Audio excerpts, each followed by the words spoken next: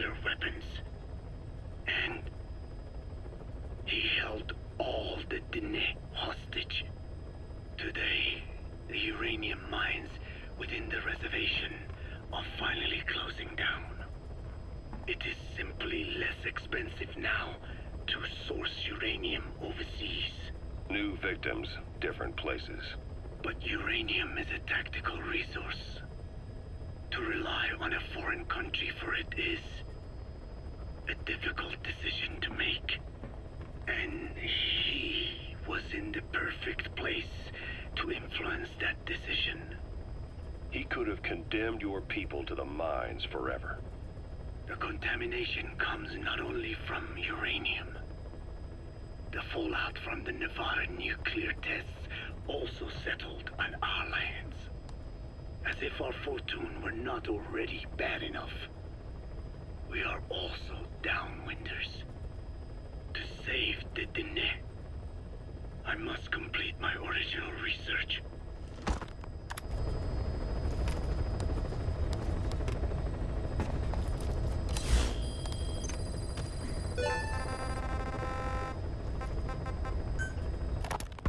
The one that covers the parasite that lives on the surface of the skull's bodies is what gives them their power, similar to my children who live in my skin. I modified the parasites I isolated from the body of that old man, differentiating them with various abilities. One that can blend perfectly into its surroundings by exposing the pigments in its cells at will. Another that, by harboring multiple species of metallic archaea, can oxidize and reduce metal.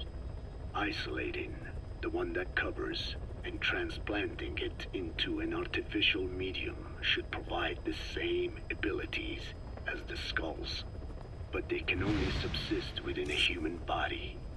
Once transplanted into the medium, they will eventually die. Another thing, the weakness of the one that covers is desiccation. Their surface moisture loss is greater than ours. The reason they give off mist is to alleviate this by releasing the salts inside them as microparticles. Water vapor condenses around them, appearing as mist. But this dries out the atmosphere until they cannot even produce mist. And once their supply of water from the host runs out, the parasites are in danger. They, along with their host, enter a form of suspended animation. However, a similar effect occurs if they come into contact with a large amount of water. Rain, for instance. The one that covers will temporarily abandon other processes in his eagerness to absorb the water. Petijolone. Make the weather your ally.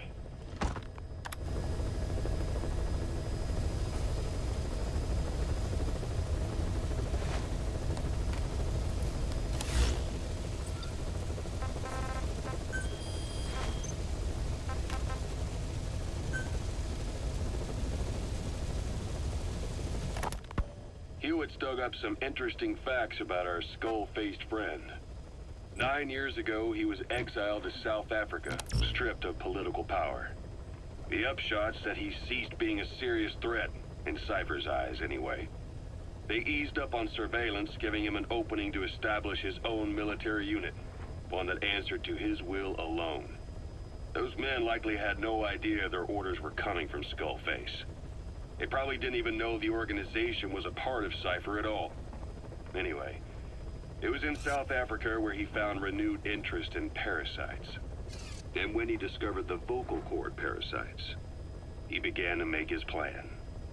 Wipe the English language out of existence. Free the world, not by taking men's lives, but by taking their tongues. In his eyes, the greatest symbiotic parasite the world's ever known isn't microbial. It's linguistic. Words are what keeps civilization, our world, alive. There was something Skullface said. America is made up of many peoples, but those peoples never mix. Quite so.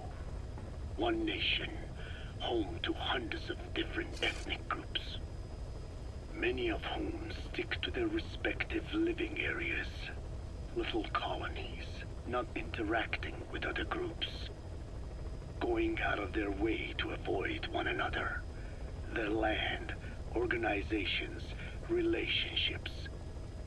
Thus, the United States of America is no melting pot. It is more of a salad bowl. It is not made up from one people, but for its minorities to function in society, a common ground is needed. Language. Even if the country is not one. No, because it's not one, a lingua franca is necessary. English. American hegemonism was born from the illusion that English could unite diverse ethnicities. In taking in people from around the globe, America became a microcosm of it. Now the boundaries between it and the rest of the world have become blurred. However different our neighbors may be, English enables us to create symbiotic relationships with each other. If English can bring unacquainted neighbors together in America, this should hold true for the world. This salad bowl that is the world can also become one.